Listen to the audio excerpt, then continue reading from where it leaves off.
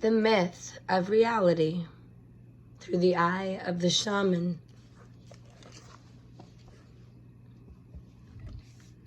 An almost full moon lights the evening. The stillness that accompanies sunset begins to quicken as the sounds of silence become filled with the chattering of night birds. A giant nebulous shadow seems to move in and around Angela and Don Lobos. There is a fluttering sound like wings and then stillness. Suddenly, the shadow twists and turns in and around them. After a timeless moment, the mystery makes itself known as a giant moth lands on a nearby limb. The patterns appear psychedelic and a little too brilliant for this reality. With the moonlight shining down upon it, the moth seems bigger than life, and the patterns on the fragile wings appear as a face staring back at them. The moth is unaware of their presence. It almost seems to move its wings in a slow motion dance, trying to communicate a message to them. Watching Angela, mesmerized with her attention fixed upon the giant moth, Don Lobos finds the moment to bring the experience into clarity. The moth of knowledge. Do you know the difference between the moth and you? He's speaking to Angela. And why the moth has the advantage? She looks at him quizzically. The advantage, Angela says? I don't understand. Don Lobos engages in speech. The moth knows it is forever. It doesn't wonder, it knows. The moth lives totally in the moment. It does not question or judge its own existence. Therefore, it knows not of inner conflict. It loves itself, and it allows itself expressing freely the tonal or spiritual energy which comes through its form.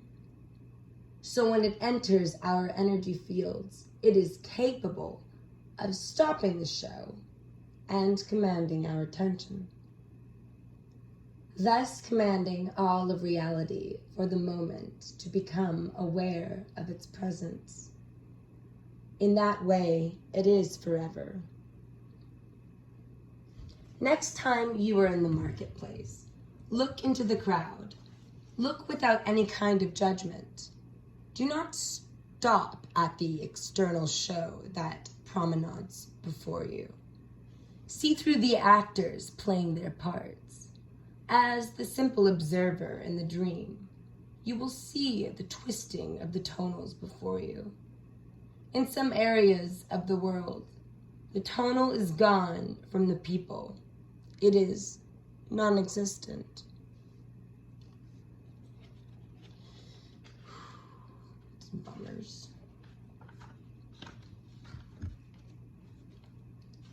As you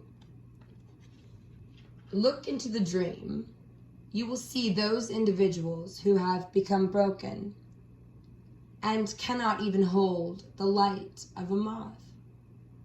You see, Angela, when that which is spirit can no longer express through the embodiment, the garden and the dream of the people collapses, and they lose the ability to project their own energy field, which is part of the tonal.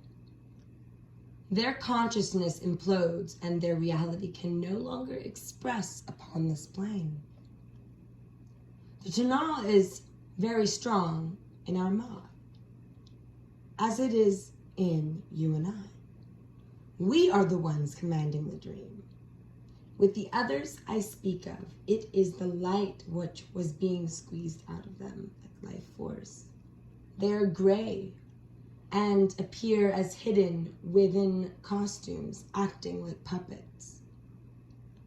The tonal can be in a single individual. It can be in a group or at rare times in entire people, as it was when the Mayan and Egyptians were in their zenith of the dream upon this plane. Now they are ghosts of their former continents. Their power and brilliance and illuminescence withers like a tree that can no longer bear fruit. Death is a temporal state. It is a chosen reality. It has nothing to do with the spirit of a thing. It has nothing to do with the Kriya. It has nothing to do with creation. If anything, it is actually discreation. The state of death is the ultimate result of denying life force. It was simply an experiment, the ultimate limitation. Angela turns away from the moth and returns her glance to Don Lobos, reacting to his statement. An experiment with the ultimate limitation. What does that mean? Everything dies. We all die. Don Lobos answers, you are eternal. Death is your myth. If you believe a myth long enough, it becomes your reality. Originally, we chose to explore this temporal reality. It was a concept of limitation that we have explored. And now the time for that experience is coming to a close. We are forever beings. This knowledge is imprinted in our holographic and genetic coding. It is a part of the Kriya. We long for our immortality as a natural state of being. It is part of the frustration of being here upon this plane of expression. We were always filled with this terrible longing. There is somehow a missing piece, a fullness that is lacking from our experiences here. In our desperation to fill this emptiness within us, we have even tried to make death forever, through many of our contemporary religions. It's a little dark where I'm reading, pardon me. Pardonnez-moi. When we speak of the original teachings, we are speaking of the original teachings of life, which have been stolen from us. This has been an apocalyptic tragedy that has happened upon every continent, to all peoples on a global level, for over 2,000 years. When something is stolen from the Mayan, or the Tibetans, or any people, it is a crime against the whole of humanity. The whole of humanity suffers. We have suffered the loss of our manuscripts, our codexes, and our temples of learning. They have been leveled and burned. All the codes to our beginnings and cosmic calculations about the universe that present science has yet even dreamed the potentials of have been lost to humanity. They have even succeeded to a great degree in eliminating our ceremony, our rituals, which are divine tools created to keep us awake and aware of our spiritual realities. In many areas, people have suffered such severe oppression and genocide to their cultures that they have never recovered from the shock and terror they experienced. We have gone through almost a total devastation of humanity and its true spirituality. The criminals who did these diabolical and insane acts eliminated the competitors that had different beliefs through tyrannical conquest. murder, biological warfare, and campaigns of genocide. There is, however, much of the ancient knowledge that has survived these holocausts.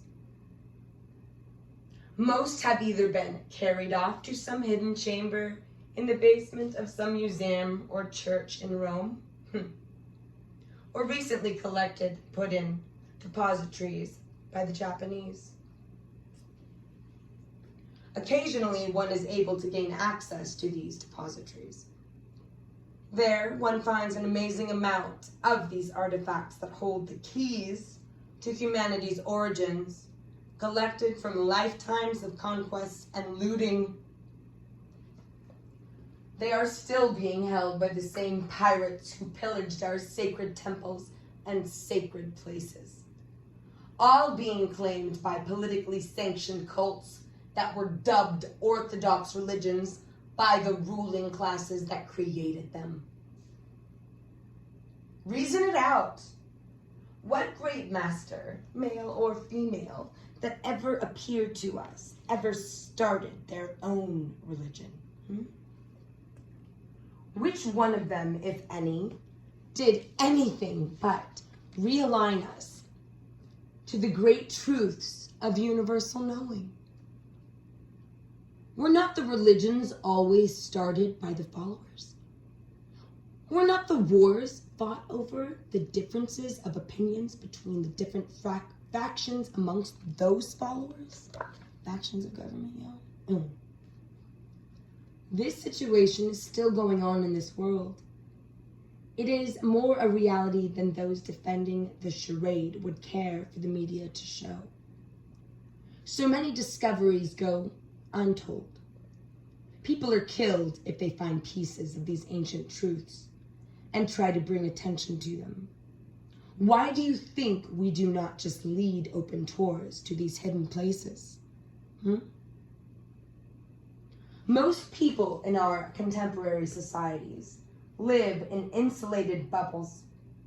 They are kept so busy running around the gerbil wheel that they care little to understand what is going on around them.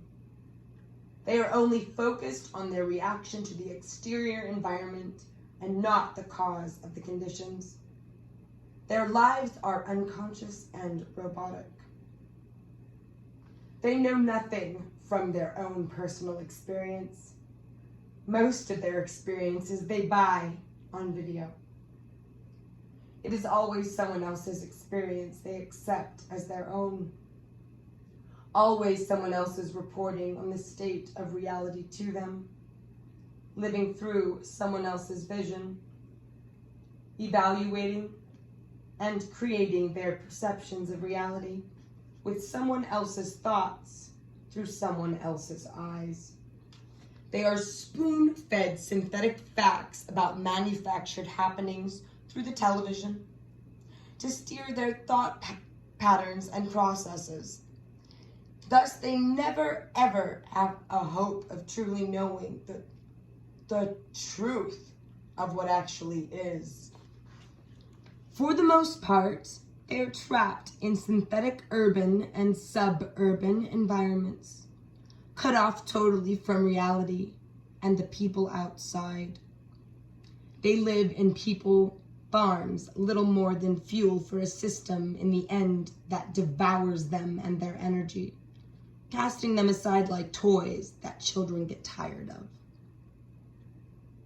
They are manipulated constantly through a program of financial tyranny and kept in the spin of chasing elusive dreams and images that have nothing to do with them in reality.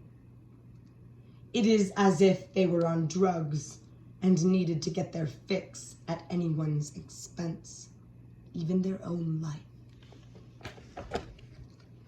Most people are caught in the consciousness based upon retail materialism.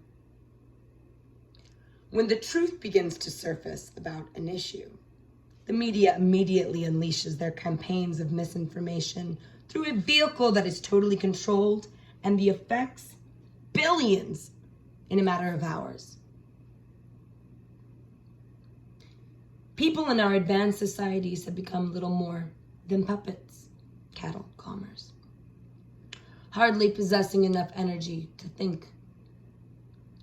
They come here to these places where we live to find something they lost. They come to these places where the last vestiges of the past glory of humanity's efforts to become more than mere food for the worms still remains. They are hoping to be saved from the inevitable conclusion to the game they are caught up in. The best they can hope for otherwise is to eventually retire in some convalescent home, only to die of boredom and cancer, because they do not possess the ability to have original thoughts. Without that, they can no longer dream. Without dreams, there is no life. Even that is coming to an ending.